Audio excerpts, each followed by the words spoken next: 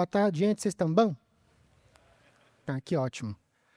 Vou falar um pouquinho aqui do Gaoa, mas eu não vou falar do Gaoa. Vou quebrar um pouquinho a expectativa. O nosso foco vai ser realmente gestão da rotina, de uma maneira um pouco diferente.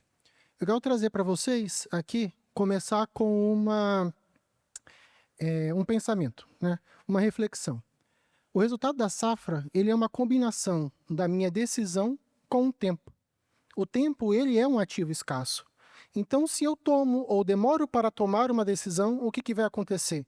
O valor da minha decisão ele vai ser corroído. Ou seja, eu vou perder o impacto. Um problema, um desvio, quando ele acontece, logo no início, que é essa nossa região verde, ele é barato de ser corrigido. Ele não tem tanto impacto. Mas quando a gente chega já na nossa região aqui em amarelo, eu já faço um dano controlado. O problema é que, na forma que nós estamos estruturados, ou geralmente da forma que nós trabalhamos, a gente já toma a decisão aqui, quando a perda já está consolidada. E aí eu não consigo mais atuar de maneira eficaz. E uma decisão eficaz é exatamente isso, é uma decisão técnica, correta, mas no timing certo. Tá? E a gestão de rotina vem exatamente para isso, para proteger o valor dessa decisão, para que a gente consiga conservar ela e tomar a decisão no momento correto. E como é que eu consigo isso? Eu consigo isso através do que a gente chama de constância de propósito. Eu preciso fazer isso todos os dias. Eu preciso ter propósito no meu desenvolvimento e naquilo que eu pretendo entregar, né? Mesmo que eu esteja ali no meio da safra, mesmo que eu tenha essa pressão, né? O que a pressão vai fazer com a gente quando a gente quer sair correndo? A gente quer pular etapa, quer pular metodologia, eu deixo a metodologia de lado. E é muito importante que a gente mantenha a nossa relevância, né, dentro dessa metodologia que a gente está utilizando para que eu consiga entregar a qualidade do meu resultado. Mas, como eu falei, o que acontece é que geralmente a safra ela começa organizada, mas termina explicada. A gente planeja tudo. No início da safra, as metas estão bem estabelecidas, está tudo perfeito, só que, como eu falei, a pressão vem chegando, a gente vai pulando etapas, né, vão surgindo ali slogans, vão surgindo ali frases, só que elas não moem cana, elas não reduzem perda. E aí, qual que é a primeira coisa que a gente quer atuar? É só na ponta do iceberg. Enquanto o nosso problema mesmo é o nosso sistema, que é uma combinação de métodos que já estão deficientes, é um sistema que está utilizando ferramentas que não são adequadas e o meu processo também é falho. E eu não consigo tomar a decisão no momento correto por causa disso. E vale ressaltar que uma usina, ela não quebra de uma vez por causa de uma decisão errada. São várias decisões que eu deixei de tomar que vão sangrando e eu vou perdendo aos poucos. E quando eu vejo, o problema já está grande demais para ser corrigido. Então, o que a gente vai conversar aqui um pouco hoje é o que a gente não vai fazer nessa safra, inicialmente. E isso não é uma crítica, é mais uma questão de análise da maturidade. Hoje, a gente já está no nível de maturidade, clientes Fermentec já estão no nível de maturidade, que existem algumas situações que nós não podemos mais aceitar. Tá? O sistema que trouxe a gente até aqui não necessariamente vai ser o que vai continuar, a gente precisa melhorar ele. Primeira coisa que a gente não pode tratar, todo desvio como prioridade. Eu tenho que saber diferenciar o que é um ruído de um problema real. O que é uma causa especial que eu realmente vou atuar. A exemplo aqui, por exemplo, de quem trabalha com laboratório, com o cheque do cromatógrafo. Quando que eu vou realmente atuar com o cheque do cromatógrafo? Será que eu consigo, a minha equipe tem a capacidade de entender quando eu estou com uma região em que eu preciso, com um ponto fora de especificação, refazer a minha calibração, ou então quando eu estou com pontos muito concentrados em uma região só, ou com tendência de alta e tendência de baixa, indicando que eu tenho uma degeneração do sistema? Só que para eu poder conseguir decidir isso, eu preciso de critério, e critério precisa de método. Tá? E se eu não tenho método, toda a prioridade ela simplesmente vira barulho, confusão, excesso de reunião. E se eu não consigo identificar isso, eu vou atrás do outro culpado, que são as pessoas. Aí eu começo a caçar a bruxa. Né? Eu não sou rígido com o processo. E nós devemos ser rígidos com o processo e humano com as pessoas. Deming já fala isso para a gente. Né? A maior parte dos problemas, 90% dos problemas, é consequência do próprio sistema. Eu tenho que atuar no sistema. Eu tenho que criar um ambiente seguro para que esse problema surja cedo. Porque a partir do momento que eu não sou rígido com o processo, sou rígido com as pessoas, esses problemas eles são escondidos. Eles são jogados para debaixo do tapete, no maior tempo possível. E quando eu vou notar que eles existem, já é tarde demais para eu atuar, já passei daquele ponto de inflexão. O que nós não devemos fazer também, realizar ritual.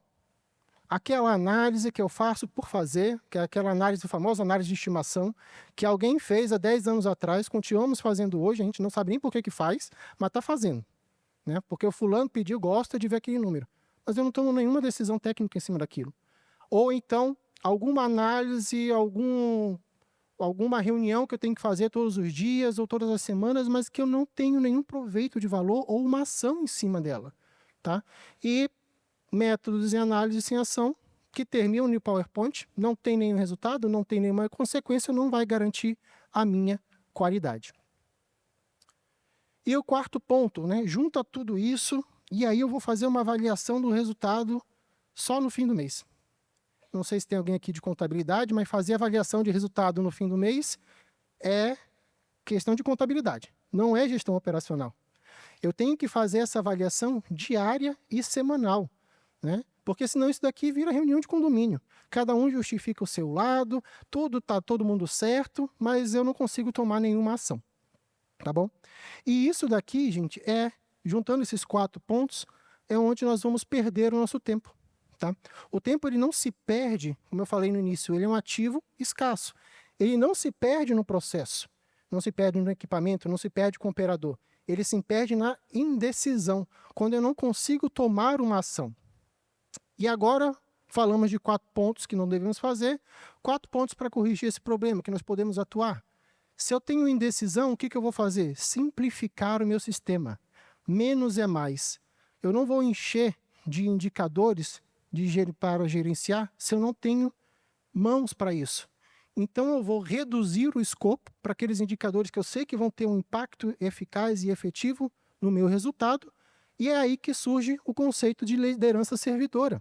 O líder, ele deve ser capaz de limpar o trilho, deve ser capaz de guiar a equipe com palavras direcionadoras, porque aí eu consigo ter o foco no meu indicador correto.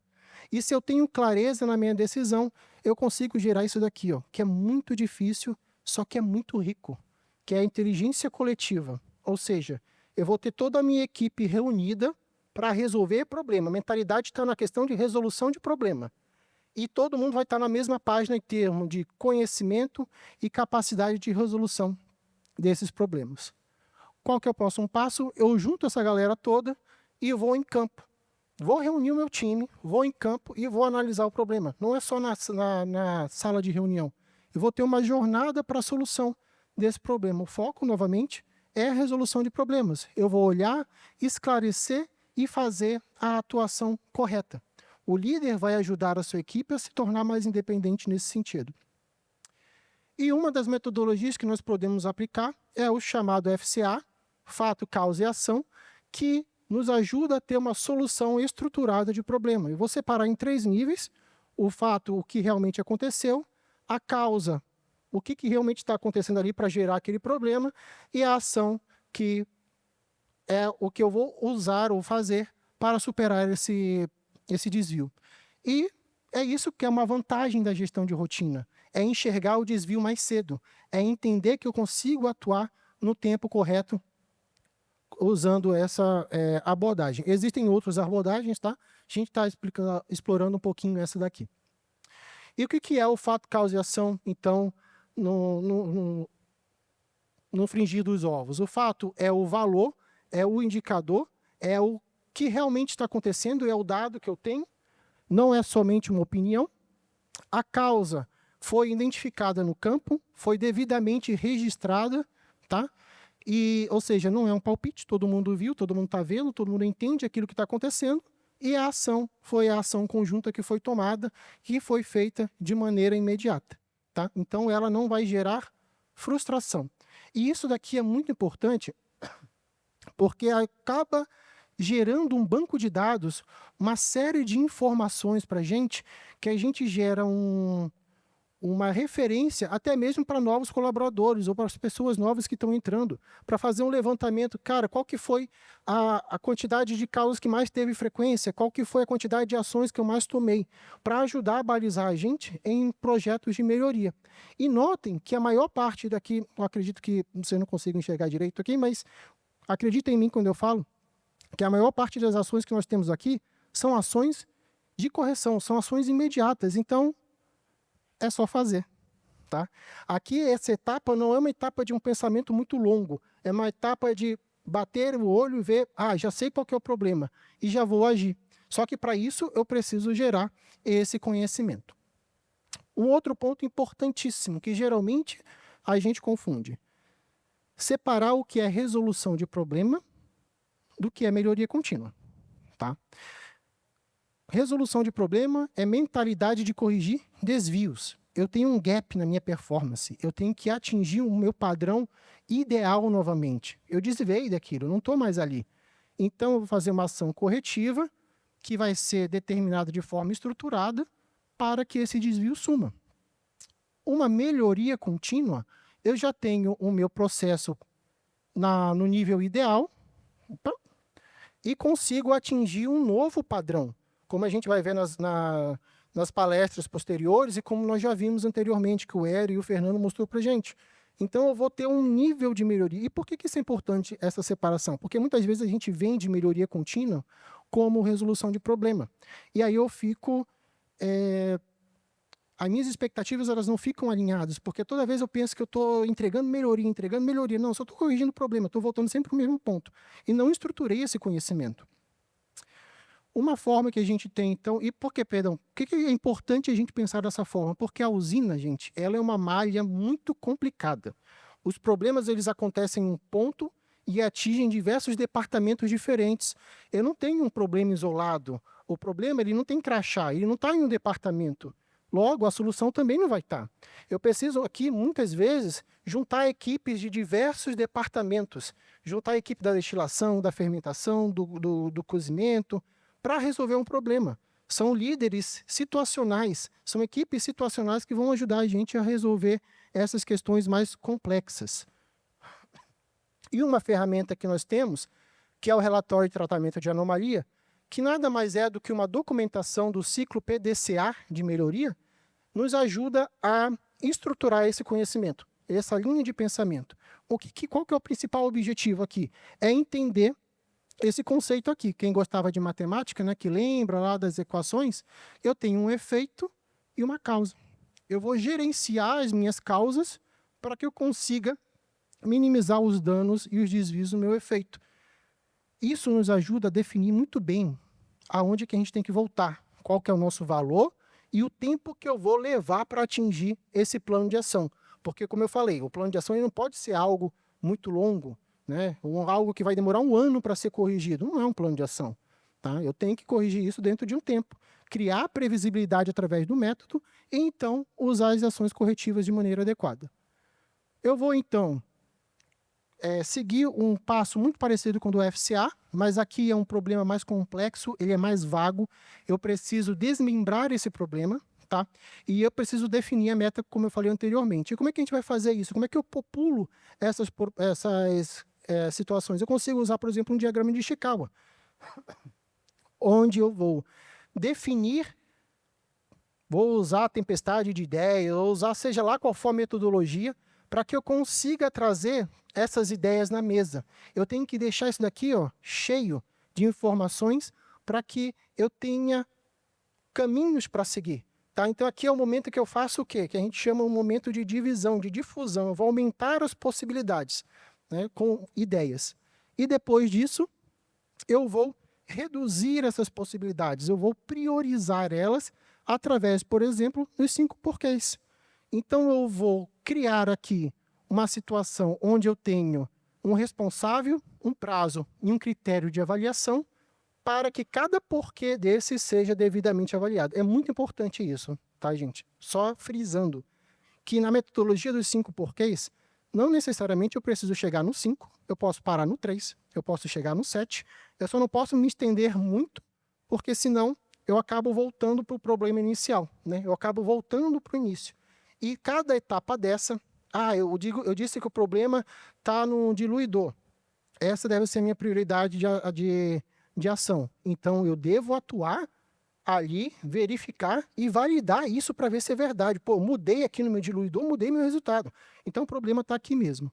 E aí eu defino, então, quais são as minhas contramedidas, quais são as ações que eu vou atuar, né, que são as execuções, avaliar os resultados e, então, padronizar. Por quê? Agora eu tenho o jeito que eu tenho que trabalhar. O meu equipamento, eu entendi que tem que trabalhar dessa forma. Então, eu vou padronizar aqui e garantir esse selo de garantia. E, por fim, que é a mensagem principal, agir no momento certo. Eu tenho que implementar as ações. Eu tenho que entregar as ações. Eu tenho que ajustar o meu processo para que o ganho seja real. A alta performance, ela não está no heroísmo. Ela não está na pessoa que está tentando sempre apagar incêndio e resolver os problemas de maneira enigmática, né, como o super-homem. Ela está em constância e antecipação. E eu só consigo isso, novamente, trazendo a mensagem lá do início, com constância de propósito. Então, resumindo aqui a apresentação, e o GAOA, na verdade, acaba sendo essa metodologia que a Fermenteg emprega, tem a questão da plataforma, mas estamos muito unidos aqui em relação aos nossos especialistas, como o Fernandão sempre fala, usar o boletim de médias semanais para entender o histórico, né, a questão de amostradores, isso tudo está aqui dentro, para que a gente consiga visualizar claramente o momento, tornar o desvio explícito, priorizar onde nós devemos agir, conectar a operação à estratégia. Muitas vezes a operação não está sabendo qual é o jogo que a gente está jogando, cada um está tentando fazer o seu melhor, mas às vezes pode ir para um lado que não é aquilo que a empresa está determinando. Padronizar a análise através de PDCA diário, disciplina e constância. Portanto, a gente tem um ciclo de detecção de mudança, de correção, de organização de aprendizado e de autoajuste do sistema. E aí fica essa frase aqui para vocês. A diferença entre uma safra explicada e uma performada é o que a equipe decide todos os dias, às 8, às 16, e aqui era para ser meia-noite, tá? Que é as nossas passagens de turno. São as reuniões que a gente está fazendo ali a cada 5 minutos, no início e no fim do turno, para saber o que deu certo e o que deu errado. E aqui a fermentina está escondida ali atrás. Para mim, essa é a fermentina, mas os meninos do GAOA falaram para mim que é uma batata. Mas eu acredito que é uma fermentina de capacete, tá? O compromisso dessa safra deve ser o quê? Decidir melhor e de forma mais eficaz. E Deming vem mais uma vez aqui para a gente falar que todo mundo tem que trabalhar pela transformação. A transformação não é algo isolado, é um trabalho de toda a equipe, desde a pessoa que está lá na segurança recebendo até a pessoa que está limpando cada sala, cada departamento, tá bom? Muito obrigado. Finalizo aqui minha apresentação.